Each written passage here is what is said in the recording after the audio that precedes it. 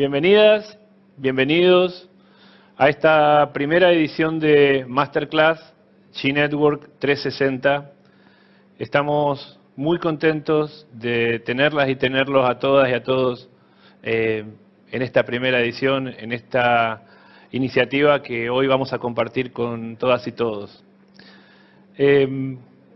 Como ustedes saben, represento a la Cámara de Comercio LGBT Argentina y desde hace 13 años organizamos cada año un evento en la ciudad de Buenos Aires al que asisten más de 15, 20 países todos los años, cuyos ejes principales son el turismo LGBT, las comunicaciones, la inclusión de las personas de nuestro colectivo.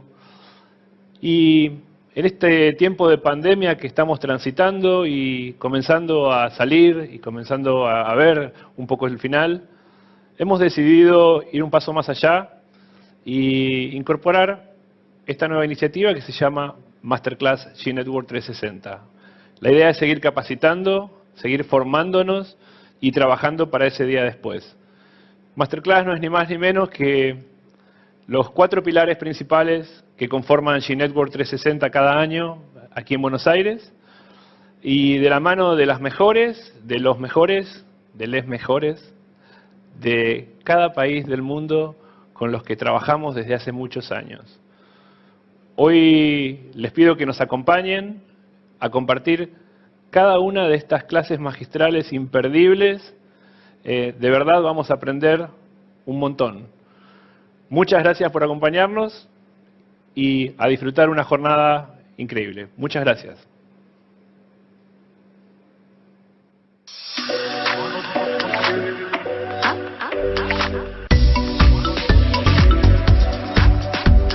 Hola, ¿qué tal? ¿Cómo están? Desde el Instituto Nacional de Promoción Turística de la República Argentina queremos invitarlos a participar este año del Masterclass 2021 que organiza la Cámara de Comercio LGBT de nuestro país. Como ustedes todos saben, la pandemia ha imposibilitado la realización anual del tradicional G-Network que se producía aquí en la República Argentina. En ese contexto, este Masterclass 2021 nos dará la posibilidad y les dará la posibilidad de conocer, aprender y escuchar de los principales expertos en el mundo de turismo LGBT. Este Masterclass va a estar dividido en 4 ejes temáticos. El primero será diversidad e inclusión.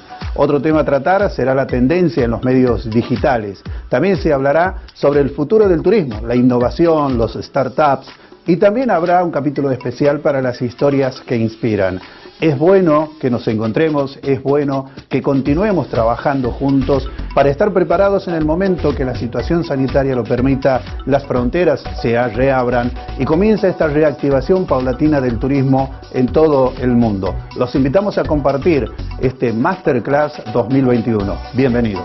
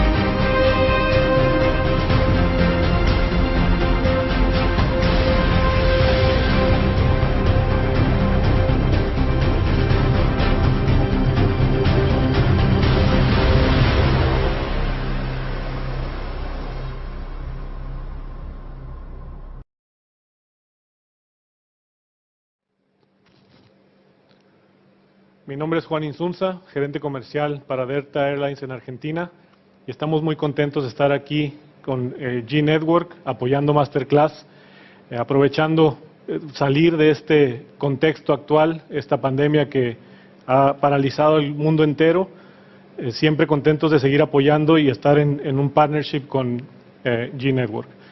En Delta estamos comprometidos con la diversidad, con la igualdad, con la inclusión a todos los niveles. Y estos tiempos de COVID-19 nos han hecho reflexionar de una manera y darnos cuenta que en muchos aspectos estamos fallando y queremos enmendar eso, queremos arreglar eso. Estamos usando el poder de nuestra marca para hacer conciencia global. Dentro de la compañía tenemos 10 grupos de diversidad y bueno, contarles que Delta fue reconocida por la revista Fortune ya 3 años seguidos como el mejor lugar para trabajar en diversidad, el mejor lugar para trabajar para las mujeres y para los veteranos. Estamos muy contentos de seguir en este partnership con G-Network y nos vemos pronto. One stereotype, or I guess common misconception with Polynesians is that we all must play a sport. It kind of just defines us and encloses us as one thing or one person. Like sometimes when I walk in the room and then everybody turns around and looks at me, and I think it's just because of the things that people see on the media and things like that about just stereotypes of people that look like me and dress like me. In the Latin community, being gay is not that it's not acceptable, but the way that people approach it is a little bit different than, for example, here in the United States. I ended up living 2 different lives. I began to learn English when I was 24, I think. Because of your accent, they tend to perceive you as someone who can contribute less, which often is not true. As I grew up in a world that was not built for me. There generally has been an element of having to prove myself. I've always had tattoos, and for many years it was very much a taboo thing because the perception was that you're a bad person if you had tattoos. So I take my pride in proving them wrong, let them know, I am a very good person, I'm a good father, and responsible worker. A waitress came over and said that we couldn't hold hands in the restaurant. I was really just kind of heartbroken that somebody would feel that way just because I'm holding hands with a woman. Over time, you start to realize that you had to treat yourself the right way. It started to feel like it was about the time that I could safely come out and not have to worry about all the hate that seems to typically be lobbed at transgender people. The assumptions people put on you, it doesn't bother me now, but I remember when I was in college and I had told a gentleman that I was in the aviation flight science program, and he basically laughed in my face when I told him, my career choice. I hope that as time goes on, I don't want to be a rare sighting. My favorite thing about Delta actually is I was just always me. Everybody treated me like I'm Yusra and nothing else. Working at Delta, it's afforded me the ability to experience lots of different cultures. I feel like I'm a better person because I've experienced more things. I am living my best life. I can't imagine being in other places where I can't be who I am. And Delta makes it so easy for me. We're not the same. It is okay. Delta is giving you the opportunity of being who you are and using those qualities to engage with passengers in the United States and if not in the world. I like Delta's approach to just treating us all like regular people.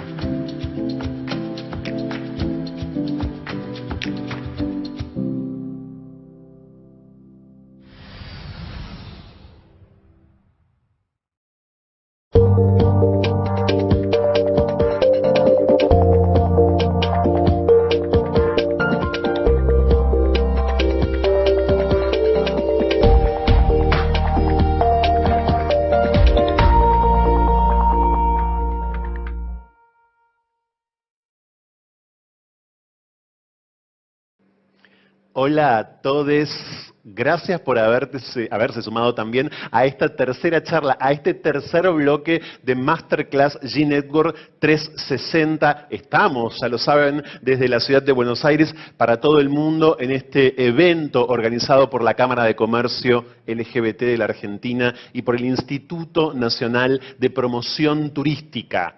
Este evento es posible gracias a firmas, a organizaciones, a empresas que se comprometen con la diversidad y con este trabajo como Visit Argentina, como Delta Airlines, como IBM Argentina, Hertz, Grupo GEA y demás. Muchísimas gracias a todas ellas. Nuestro próximo expositore es alguien importantísimo para pensar también el escenario inmediato, el escenario que sigue, un escenario vinculado al turismo. Él es experto en viajes y turismo, presidente del Comité de Innovación Digital de Francia y miembro del Consejo Directivo de Museos Nacionales Grand Palais. Es además francés, claro, y director de Welcome City Lab, un organismo dependiente de Paris&Co. Su clase magistral, la que vamos a poder experimentar, disfrutar, de la que nos vamos a inspirar indudablemente en minutos, se titula El futuro del turismo, innovación y nuevas tendencias en viajes y entretenimiento. Miren, es tal la ansiedad que tengo por escucharlo que pienso, como seguramente ustedes, efectivamente, ¿cuáles serán las claves para todo esto en lo inmediato, ¿no? Nuevas perspectivas dará él en esta charla para innovar en viajes y en entretenimiento a través del análisis de proyectos desarrollados por startups del sector en la primera plataforma de innovación turística del mundo, con más de 160 proyectos incubados, 1.500 puestos de trabajo creados y 200 millones de euros de inversión privada. Todo esto forma parte de su trabajo y él está aquí con nosotros. Bienvenido a G-Network 360 Masterclass, Laurent Queige. ¿Cómo andas, Laurent? Hola, muchas gracias. Muchísimas gracias por invitarme. Es un placer y un honor para mí estar con ustedes. Es un honor para nosotros, es un placer también para todos los que están conectadísimos ya. Sin más preámbulos, tenemos muchas ganas, en serio, de escucharte. Adelante, Laurent. Muchísimas gracias. Ahora voy a hacer mi presentación en inglés. Hello, my name is Laurent Queige. I am the director of Welcome City Lab. Welcome City Lab is the first travel tech startup incubator in the world, based in Paris. And I'm very happy to be speaking today in this conference to present Welcome City Lab, but also the trend book that we have published recently about the trends in travel innovation based on the analysis of startups incubated. So to present Welcome City Lab, I have to say that Welcome City Lab is part of Paris&Co. Paris&Co is the innovation and economic development agency of the Paris metropolitan area. Paris&Co accelerates the development of French and international startups and also stimulates and spreads innovation within the traditional ecosystem of tourism operators. Our objectives are to support job creation through innovation, to identify and supercharge sustainable champions, and to stimulate innovation in all economic sectors. As you can see on this map, we have many thematic incubators that spread throughout the city. We have food tech, health and well-being incubator, digital publishing, e-sport, event, fintech, creative industries, retail, sports, tourism, Welcome City Lab, but also human resource innovation, sustainable city, and mission for disabled people. So as you can see, the strength of this business model is to be based on different sectorial incubators that have interaction all together, and this is very important for startups to be inspired by projects or innovation that can pop up in different areas and then get another development or another profitability in other economic sectors. And Welcome City Lab can really help other incubators grow faster with different kind of relationship between tourism and other economic sectors. So the four missions of Welcome City Lab are the following ones. The first one, and the most important, is incubation and acceleration. We help around 35 startups every year. We incubate them, so we help them bring a prototype, test the prototype, and find the first clients. Talking about acceleration, it means that we help them grow faster in the tourism market. We help them go international, raise funds, and find new partners. The second mission is about animating the tourism ecosystem.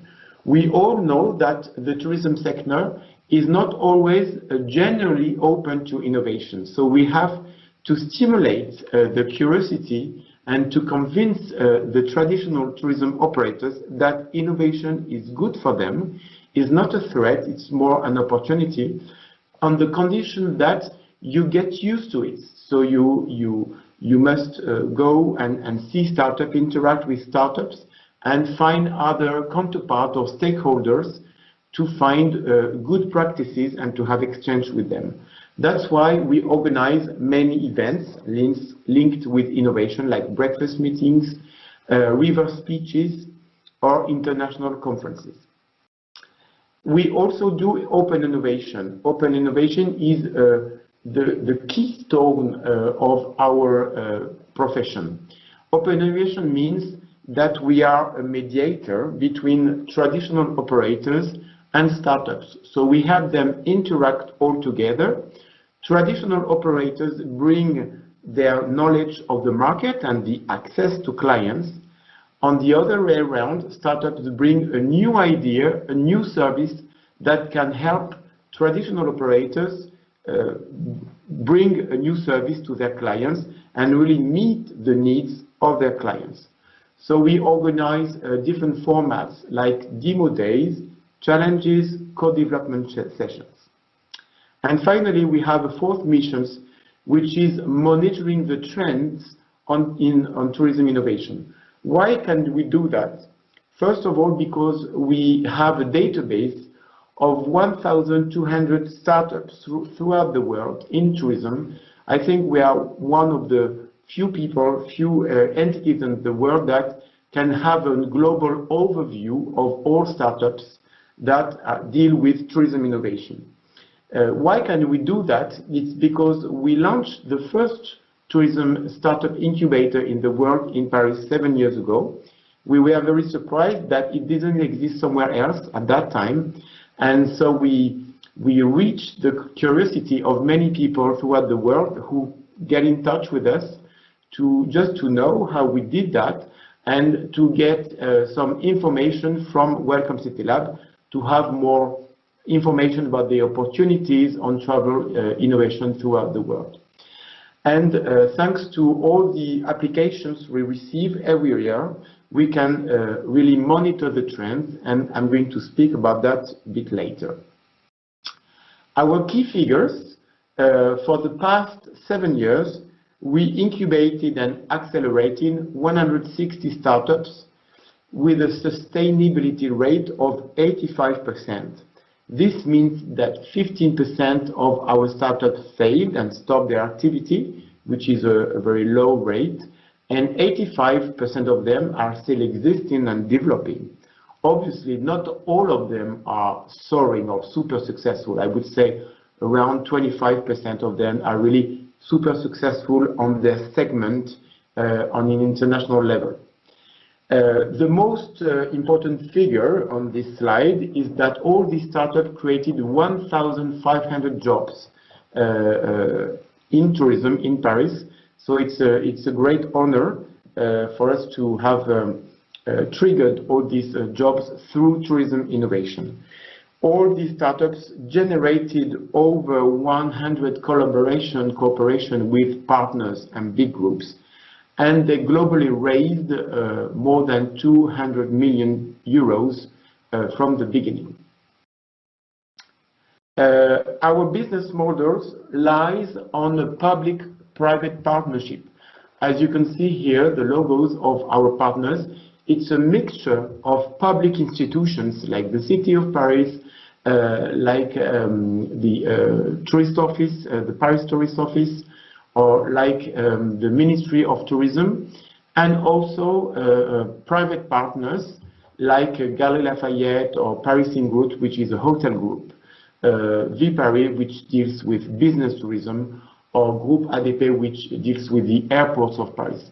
It's important for an incubator to rely on private partners that can really be a good image of all the chain of the tourism industry, from transport to accommodation, leisure activity, that can give a wide range of opportunity to startups. And it's also a way for us to be in direct contact with the market and with the needs of clients. Our main partner is BPI France, so the National Investment Bank, which helps startups get a grant from the beginning if they are selected by Welcome City Lab, so they can get a grant of 30,000 euros to start their activity, and then they can interact with BPI France later to have some loans, of bank loans, to help them feed their needs and their development. At Welcome City Lab, we try to have an international dimension, and also to help other stakeholders and other cities, other private companies in the world which are interested in our model, to build their own tourism incubator for their own city. So we helped other cities like Montreal, like Singapore, like Oslo with the Nordic Travel Tech Lab, and many others in Africa and in Asia that were inspired of our model and that wanted to know all the milestones to create an incubator in tourism and to be successful in helping startups build a new business model for tourism. I would love, by the way, that we could do the same thing in Buenos Aires. I hope that we will be able to build a tourism startup incubator for Argentina in a very near future. And we also speak abroad in many famous international trade shows or conferences like ITB Berlin or in Focusrite. So now talking about the trend book in tourism innovation. So the trend book, in short, is a document that you can download on our website, which is written in French and English. And the purpose of this trend book is to identify the major innovative trends that will shape tomorrow's tourism sector. Why can we do that? We can do that because we realized that we received more than 200 applications every year coming from all of our startups from many countries.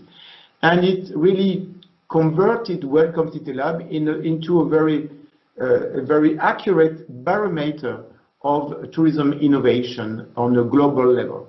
And we thought that it would be a good idea to take the most interesting trends from this application. And we realized that many often the same idea popped up at the same times in different continents, in different countries. So this meant that a global trend was emerging on a global scale, but nobody knew it at the time because startups don't know them, don't know each other. So we are probably one of a unique barometer to be able that a global trend is emerging as we are receiving so many applications from all over the world. So our spectrum of analysis is the evolution of the projects that are carried out by startups. And it helps us do and create this trend book every year. So the trend book number 5 was released a few weeks ago. And we know that every year we have around 30,000 readers in print or digital. We have many, for this year, we had many international contributors.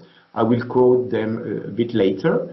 And the new particularity this year is that we gave the floor to people who don't sometimes agree with the trend that we analyzed, and we gave them the possibility to speak about a counter trend, which means an opposite trend of the major trend that we have identified. It is interesting to hear and to read articles from people who give a nuance to the major trend that we have identified, and we think that it would be a good idea to enrich the content of this trend book.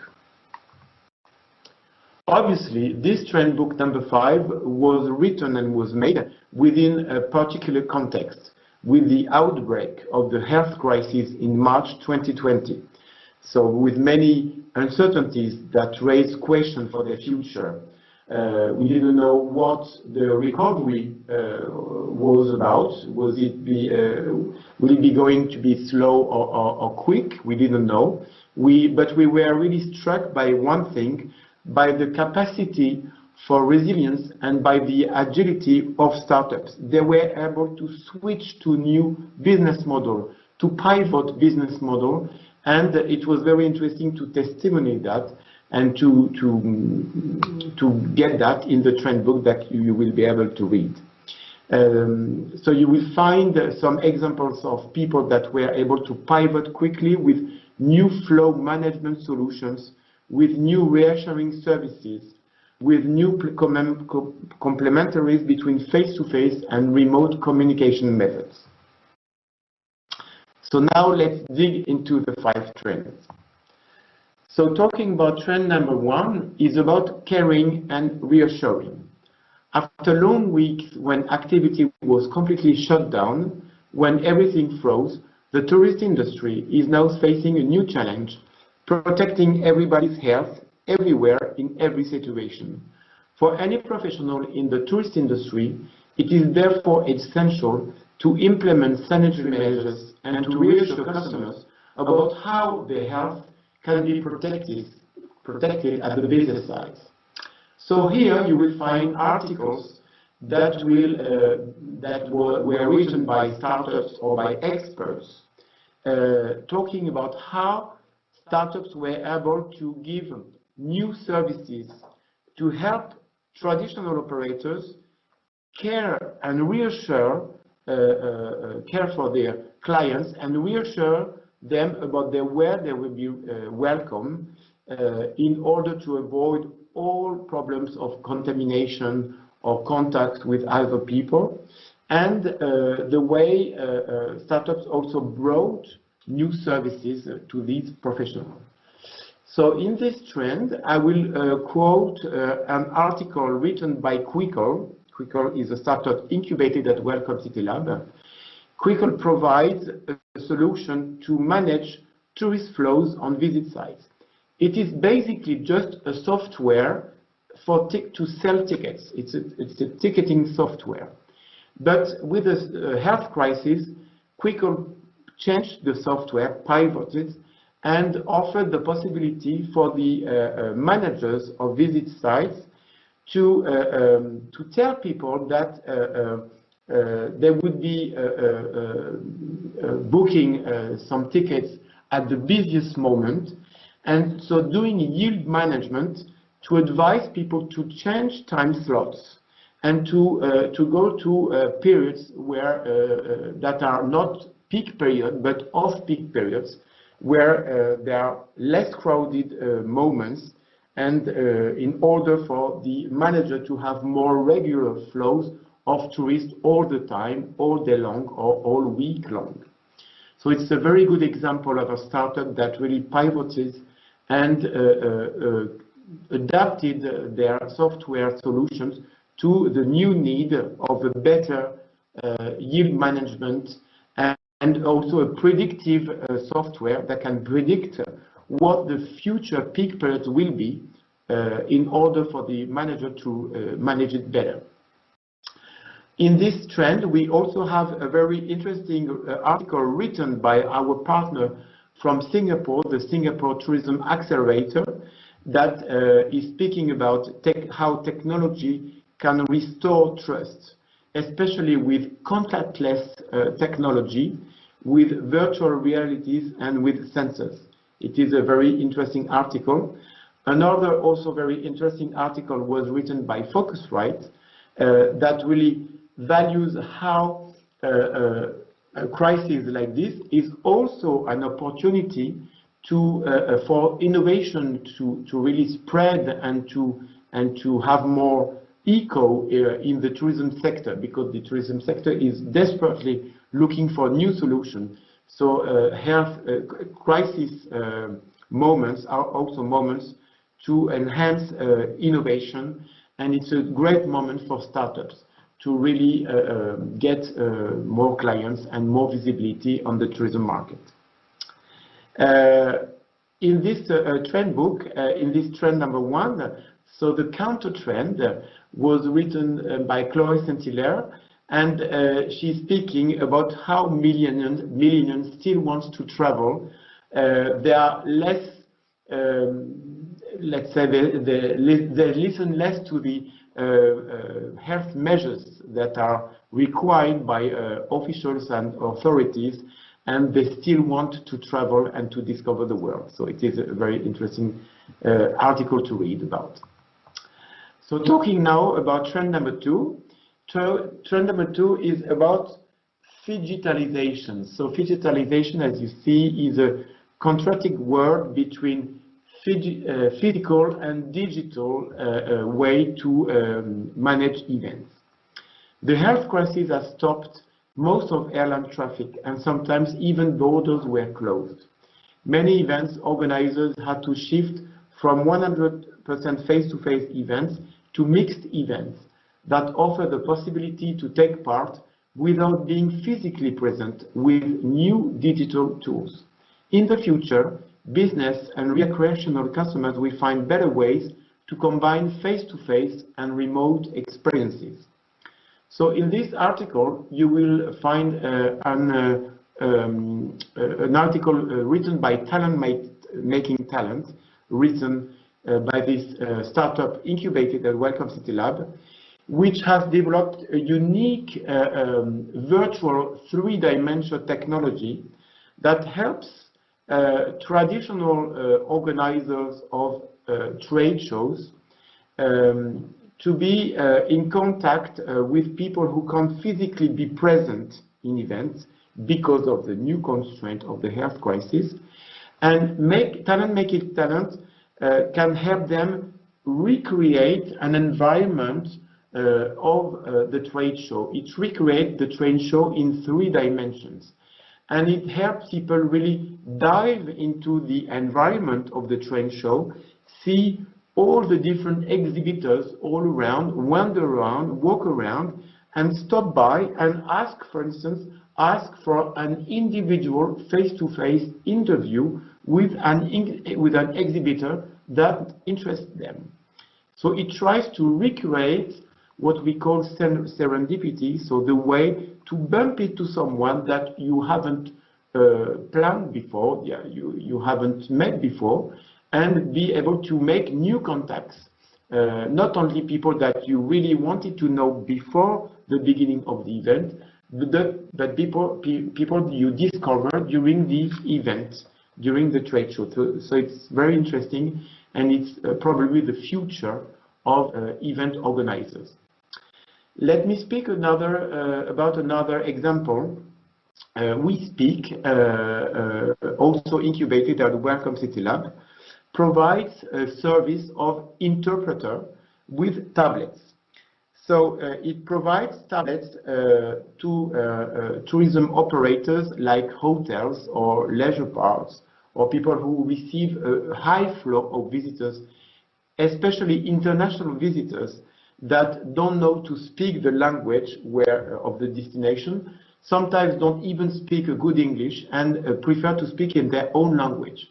So We Speak provides tablets that are connected with interpreters, with human beings that are available to make the direct translation from their language to the language of the tourism site. So We Speak provides interpreter service with 12 languages, so it's a broad service, and it's very easy and very convenient for visitors to use this service and to have a human being at the end of the tablet to translate what they said directly to the receptionist, for instance.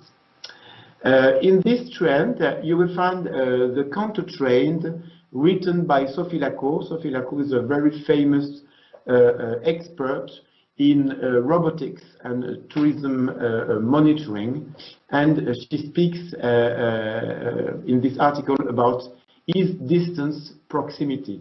So she speaks about the necessity of human contact, that technology is a good tool, but it's only a tool that can replace sometimes certain kinds of business contact, but it will never completely replace a real human contact with all the diversity and the complexity of human communication, not only based on an image like now, but based also on a diversity of senses and non-verbal communication.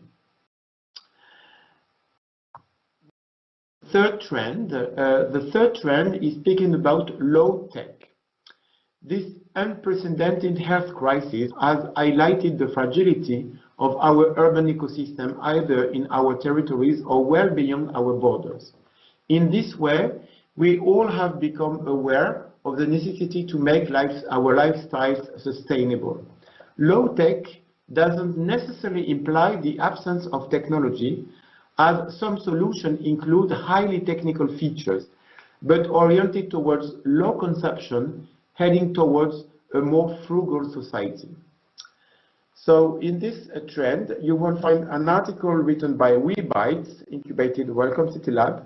WeByte provides a service of a network of 300 rental points to rent a bike in France, all over the territory.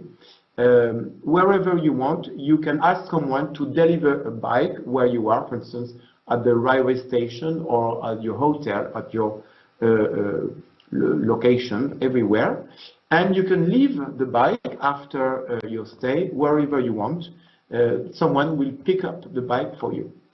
And the interesting thing to say about WeBike is that the core service is just to rent a bike. You can rent it online with an app on your smartphone, and you can have a service of geolocation and some proposals of sites to visit on the way, on your track. I mean, on the way on the track you are going to follow during your holiday. So it is interesting to see that they don't need a high technology to do that, just low tech, and the bike can be located everywhere. Another example that I will give is EZO. EZO is a startup that provides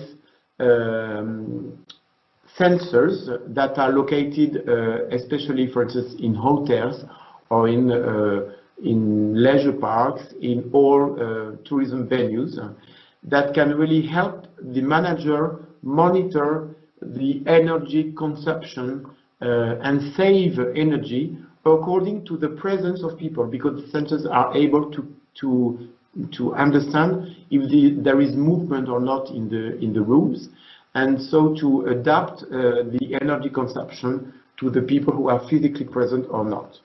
The interesting thing is that usually hotel managers use high technology network systems that are linked with database data centers located very far away, so they need a very high energy consumption. Whereas EZO provides just sensors that use low technology to understand how to manage the energy consumption. So it's very convenient. Now let's move to trend number 4. It speaks about gamification and virtual immersion. We often forget that tourism starts with a dream and with pleasure. Gamification and virtual immersion are good ways to enhance the tourist experience by adding a fun, sometimes even dreamlike element. considering the way that e-sport is taking off at a global level, it is high time to take a close interest in the impact that video games and all the digital games with an immersive experience can have on tourism. So in this trend, you can find the example of Urban XP, startup incubated at Welcome City Lab, that provides a sports escape game. You all heard about escape games, obviously. So it's a game that helps you find a treasure or a key with different problems that you have to solve with a team, and you can be confronted with other teams, and you have to win. So the idea of Urban XP is to do the same thing, but including a sport environment. So you must do sport during this challenge, and you can also do that from home because it provides a service that you can download on a smartphone or on television, and that you can really implement from where you are. So Urban XP provides extraordinary trips from your living room or from the place where you are, for instance, from hotels, if they can get equipped with that. And the interesting thing is that it has a complete link with tourism, because sport games can take place in a special environment, which can be a destination, a tourist destination, or a place that can make you think of a destination, a city, a country. And it has a major link, an obvious link to attract especially young people that are very interested in e-sport to tourist destinations that they would never have thought about before. So e-sport has become a good complementary communication tool for tourism operators to attract young people and teenagers.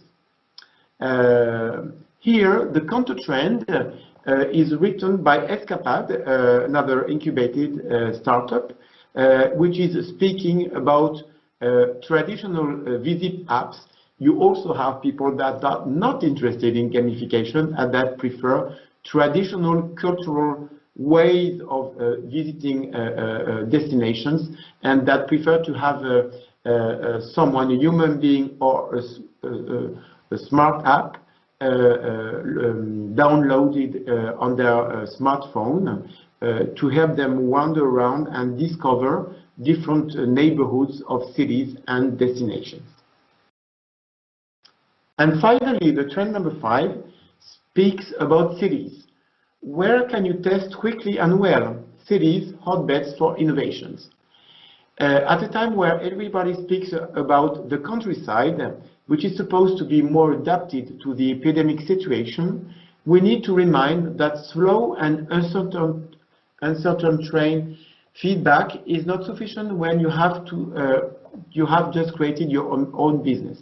Startups always need to act fast and reach the break-even point within 2 years maximum. It is exactly what urban centers offer, thanks to a great density of stakeholders of all kinds: residents, visitors, clients, providers, public services, transport networks, hospitality facilities, leisure activities, etc. Obviously, with the outbreak of the health crisis, everybody talked about going to the countryside where density is lower. But we all need to understand that startups need this density to reach the break-even more quicker, because they just usually have between 1.5 years or 2 years to prove the profitability of their project and their service.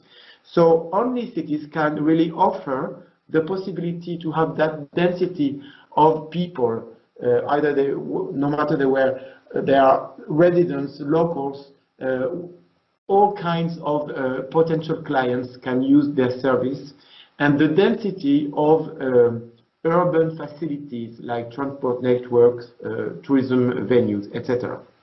So you will find very interesting articles written by different international organizations. And I will quote a very interesting one called European Cities Marketing, which is a network of the main tourist office or main cities in Europe, cities that count over 1 million inhabitants.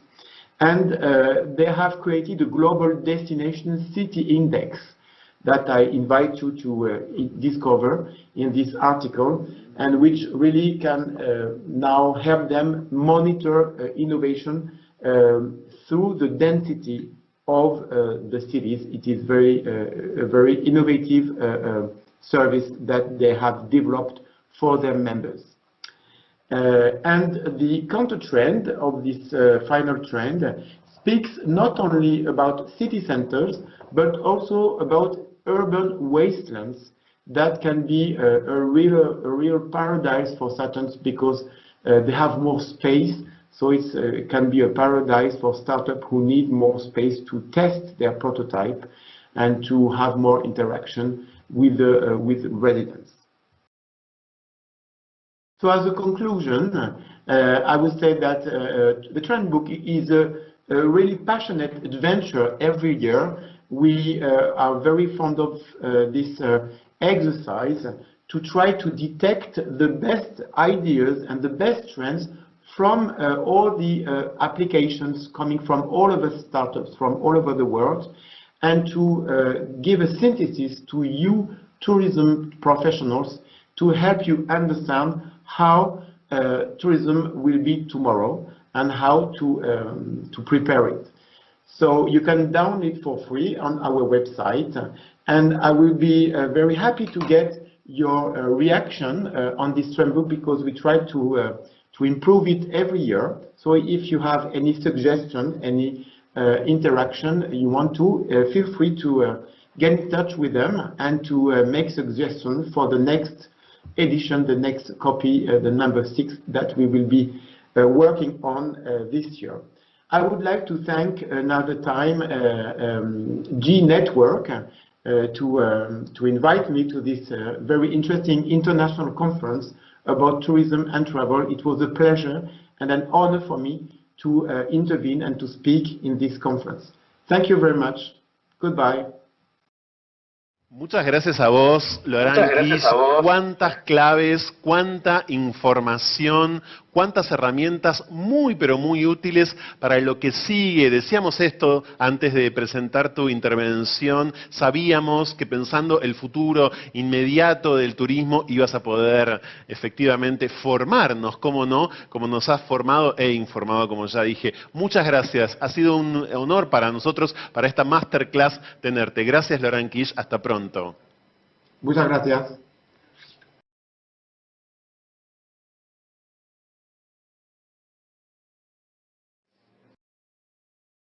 Cada año, el evento G Network 360 reconoce el trabajo indispensable que hacen diversos comunicadores, periodistas especializados en viajes y turismos, de medios impresos, de medios digitales, que a través de esa práctica comunicativa instalan y mucho el turismo LGBT de la Argentina.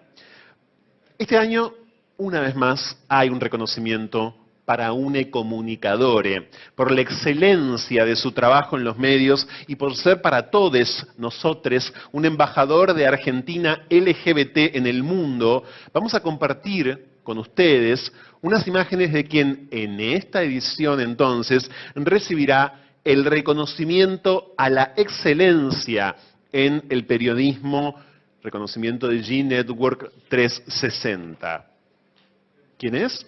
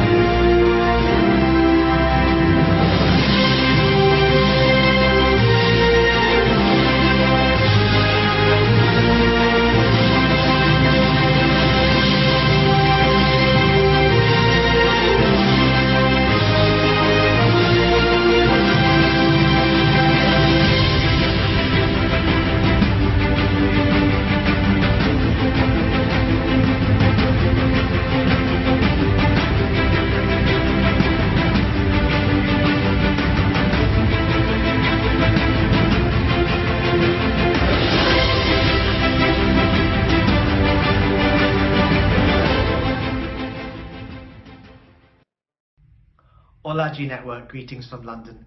When Pablo and Gustavo told me that they were presenting me with this award, I was truly shocked. Shocked because it's not every day that you're honored for doing something that you love. I love travel and I love storytelling and love sharing those stories with the LGBTQ community. In Argentina, you make my job very simple. It's a beautiful country with beautiful people and beautiful souls and so welcoming of the global LGBTQ community. So thank you from the bottom of my heart. I miss you very, very much and I am truly honored to receive this award. Muchísimas gracias and I hope to see you very soon. Muchas gracias y felicitaciones de vuelta, You Warning Young, reconocidísimo en esta edición, en el contexto, por cierto, de esta masterclass. Les invito ahora a experimentar, a disfrutar del mensaje del director ejecutivo de Visit Buenos Aires, él es Joaquín César. Tiene un mensaje él y tiene además él mensajes de los destinos invitados que le dan la bienvenida a los viajeros LGBT a nuestro país. Hola a todos, espero que estén muy bien. Como muchos de ustedes saben, desde el Ente de Turismo de la Ciudad de Buenos Aires venimos apoyando desde hace 14 años el desarrollo de G Network 360, uno de los encuentros de turismo LGBT más importantes y prestigiosos del mundo y de los que tenemos el honor de ser la ciudad anfitriona desde sus inicios. Hoy nos toca celebrar esta nueva iniciativa de la G Network Masterclass, de la que esperamos enriquecernos una vez más y así seguir posicionando a Buenos Aires como la ciudad más LGBT welcoming de la región y una de las más diversas en el mundo. Quisiera aprovechar para contarles también que la semana pasada se aprobó en nuestra ciudad el protocolo para la prevención y manejo de casos de COVID en reuniones asociativas, corporativas y exposiciones, lo que nos acerca un poco más a lograr que la próxima edición de G Network pueda realizarse de forma presencial y así poder darles una bienvenida más a todos ustedes y mostrarles que la ciudad está preparada para recibirlos, cuidarlos e invitarlos a disfrutar de nuevas experiencias y circuitos turísticos emergentes desarrollados desde Turismo de la Ciudad. Y por último quisiera agradecer a la CECEGLAR, a Pablo, Gustavo y todos sus miembros por seguir colaborando con nosotros en posicionar a Buenos Aires como un destino urbano realmente libre, inclusivo y lleno de experiencias transformadoras. Un gran abrazo y gracias. Diversity in the business environment is much more than gender, race and ethnicity. It has evolved and now includes colleagues with diverse religious and political beliefs, different socio-economic backgrounds, sexual orientation, culture, and people with disabilities. We embrace this philosophy in Greater Fort Lauderdale each and every day, and so do many LGBT+ owned hotels, restaurants, lounges, and other businesses benefiting our local economy and tourism-related revenue. Greater Fort Lauderdale is committed to breaking down gender barriers and leading the global travel industry towards greater inclusion of all people, regardless of sexual orientation or gender identity. Greater Fort Lauderdale is dedicated to being a destination where all people are welcomed regardless of religion, gender, gender expression, body size, race, or disability. Our latest campaign, and personally my best to date, is called Celebrate You. And in this campaign, we include trans, drag, plus size, lesbian, disabled, straight, black, brown, non-binary, and gay in a very, very non-resort way. We also added black and brown to the pride colors as well, because we felt it was the right thing to do. I hope you like our new logo and tagline, everyone under the sun.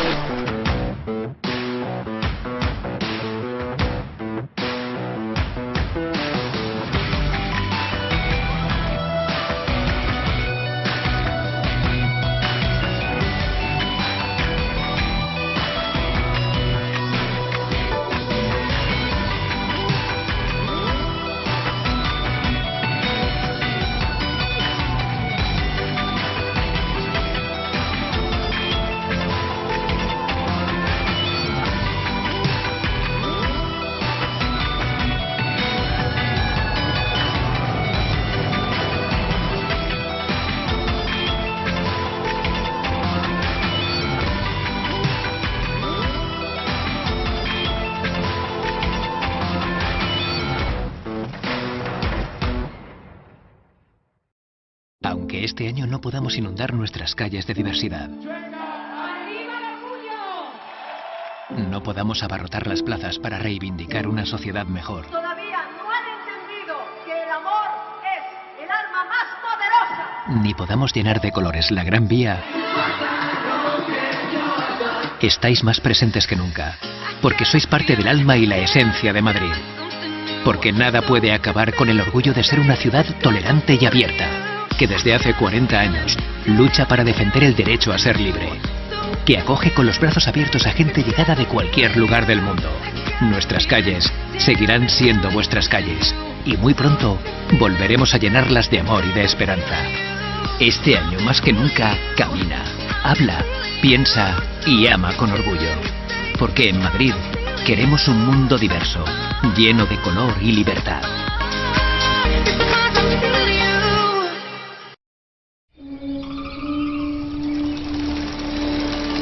Welcome to Miami Land. Or rather, Miami's lands. Good news, it's not some new man-made theme park, but instead, it's the city's real wild side, Miami's great outdoors. No lines, no tickets, no limits. We don't need roller coasters! And our mascots don't wear costumes.